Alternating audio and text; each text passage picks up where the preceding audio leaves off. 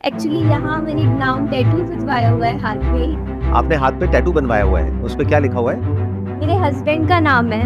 उनकी डेथ हो गई थी, 3 साल हो जाएंगे उनको गुजरे। तो जब उनकी डेथ हुई तो मेरा बेटा 45 दिन का था और ससुराल वालों ने मनहूस कह के घर से निकाल दिया था, कह के कि पाँव शुभ नहीं है। तो वो एक पॉइंट था जब मेरे पास पैसे भी नहीं थे, 1 रुपया भी नहीं था, ना कहीं से कोई सपोर्ट भी नहीं था। और एक रात ऐसी थी जब मैं मेड की नौकरी देख रही थी खुद के लिए कि शायद बच्चे को साथ रख के यही नौकरी कर पाऊँ। वैसे मैंने बीटेक किया हुआ है, तो 2 साल मैंने काम किया, मेहनत करी और आज मेरे पास खुद के 2 फ्लैट्स हैं जो मैंने खुद अपने दम पर अपने पैसों से खरीदे हैं।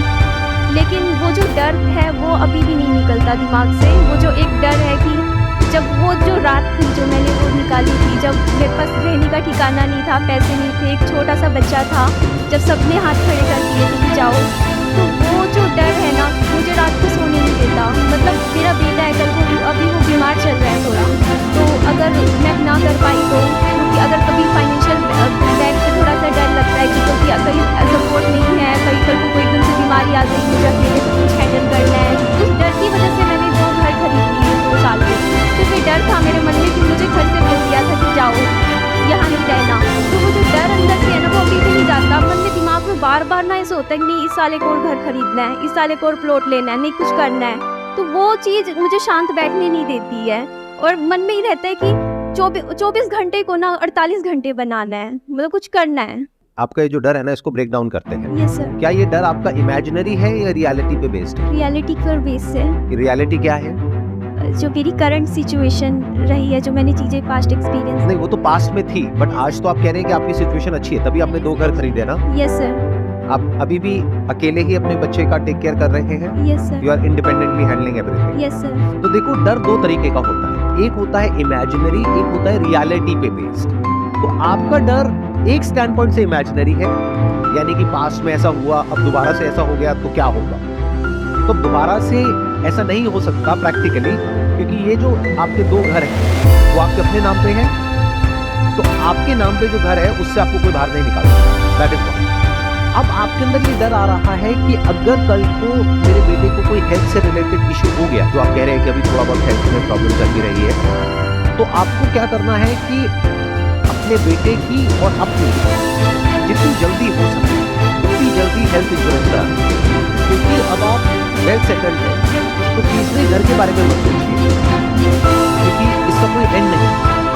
आप कहोगे अब मैं 3 घर ले लूँ, 4 घर ले लूँ, 5 घर ले लूँ, प्लस आपके अंदर से आ रहा है कि अब मुझे कुछ करना है, अपने दम पर कुछ बड़ा क्रिएट करना है, पूरी दुनिया को दिखाना है, कहीं ना कहीं बैकअप का माइंड ये चल रहा है। जिन लोगों ने मेरे साथ पैसा किया, मैं उनको दिखाती हूँ कि मैं क्या हूँ।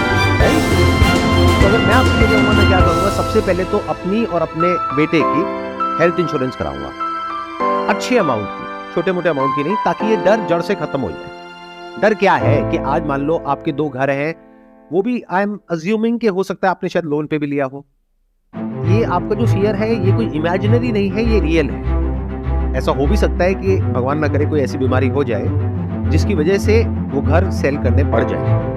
तो अब इस डर को खत्म करने का क्या तरीका है? अपनी एक हेल्थ इंश्योरेंस कराओ, जिसके लिए बहुत ही नॉमिनल आपको प्रीमियम देना है। तीसरा घर खरीदोगे, अननेसेसरी अपने ऊपर ईएमआई का बर्डन बढ़ाओगे और उसका कोई यूज भी नहीं है, वहां पे आपको रहना भी नहीं है। That is one. सेकेंड, कि आपके अंदर से आ रहा है कि मुझे कुछ करना है, मुझे दुनिया को दिखाना है, तो आप ऑलरेडी बहुत कुछ कर चुके हो, क्योंकि आप बता रहे हो कि एक ऐसी स्टेज थी आपकी लाइफ में जब आपने बीटेक किया था और आप मेड की नौकरी करने के बारे में सोच रहे थे।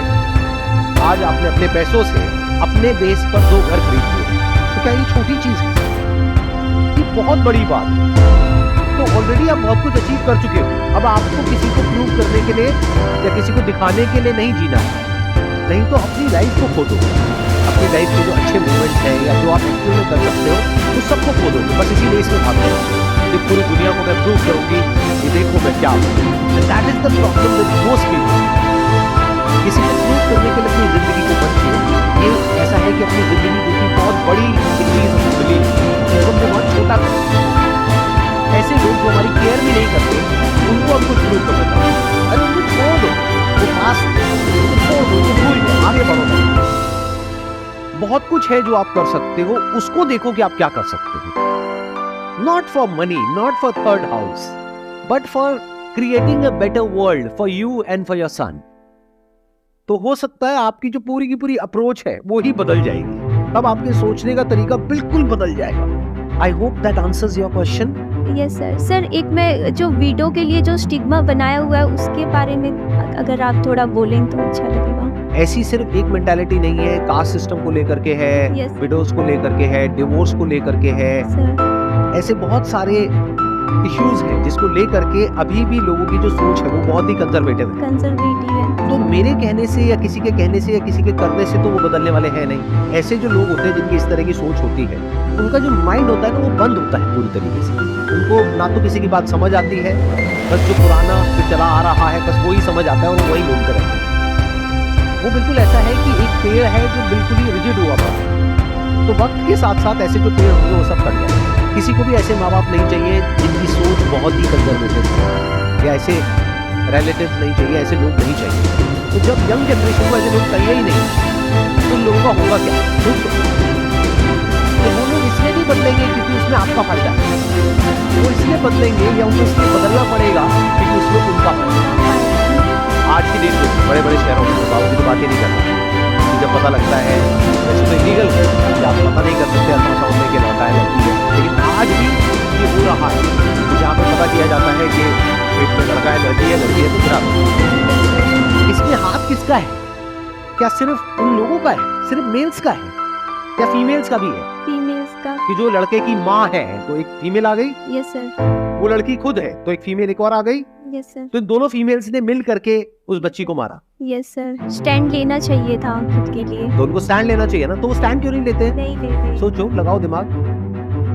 फीमेल नहीं चाहती है, कई फीमेल्स होती हैं जो नहीं गिराना चाहती, जो स्टैंड लेना चाहते हैं, बट कहीं ना कहीं वो जो एक डर, एक जो सोसाइटी, जो फैमिली, जो हस्बैंड, वो हमेशा उसे क्या करता है, डोमिनेट करता है। तुम नहीं करोगी तो मैं ये कर दूंगा, तुम ये नहीं करोगी तो मैं ये कर दूंगा।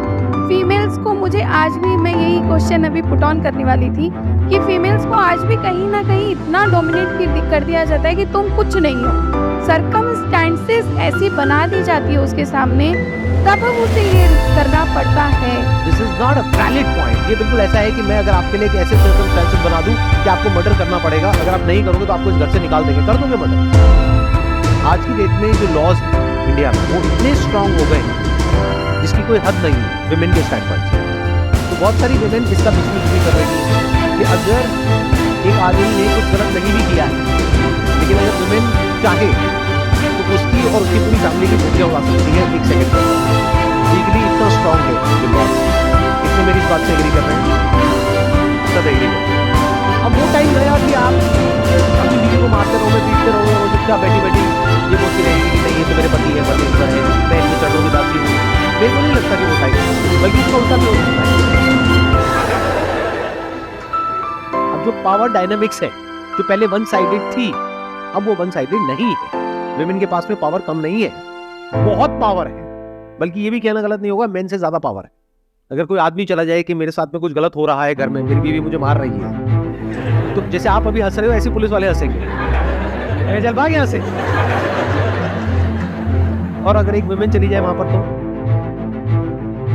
सीधा उसको पकड़ के लाएंगे और उठा करके फैमिली समेत और लॉकअप में डालेंगे, फिर बात करेंगे, बता बेटा क्या हुआ। कहने का मतलब है कि अब ये जो बातें हैं वो इतनी रेलेवेंट नहीं है, एटलीस्ट ऐसी जगहों पे जहाँ पे अवेयरनेस है, जहाँ पर एजुकेशन है, जहाँ पर लोगों को इसके बारे में पता है। सर मैंने ना एक चीज़ देखी, अभी इन्होंने बोला ना कि मतलब मेल्स ही मतलब इस बारे में बोला करते हैं कि इस बच्चे को गिरा दो, इस तरीके की बातें मतलब मेल्स ही बोलते हैं, बट मेरा एक्सपीरियंस ये कहता है कि ज़्यादातर वुमेन्स ही वुमेन्स के लिए ये चीज़ें बोलती है, तो फीमेल ही फीमेल को परेशान करती है, मेल का ऐसा नहीं। मतलब ससुर नहीं करते, सास ही परेशान करते हैं। रियलिटी है। आपने बोल तो दिया रियलिटी है, लेकिन क्या आपने कैमरे पे रखना चाहेंगे? बिल्कुल सर, मेरी सास बहुत अच्छी है, बट सर ये सबके लिए नहीं है। नहीं सर, मेरे हस्बैंड आए हैं। सर, मेरी सास बहुत अच्छी है, लेकिन और सबकी सास बुरी है। नहीं, बढ़िया। सास का ही नहीं है, मैं एक चीज बोल रही हूँ कि ये फीमेल ही क्रिएट ज्यादा करती है। तो आप मेरी इस बात से एग्री करते हो जो बात मैं कह रहा हूँ बिल्कुल सर। कि अब इस सिनेरियो में चेंज हो रहा है। मैं ये नहीं कहूंगा पूरी तरह से चेंज हो गया है, लेकिन बहुत तेजी से बदल रहा है। और वो लोग जो नहीं बदलेंगे वक्त के साथ साथ में, जो आपका क्वेश्चन था कि लोग ऐसे हैं वैसे हैं वैसे हैं, मैं कह रहा हूं वो सारे खत्म हो जाएंगे आने वाले टाइम में।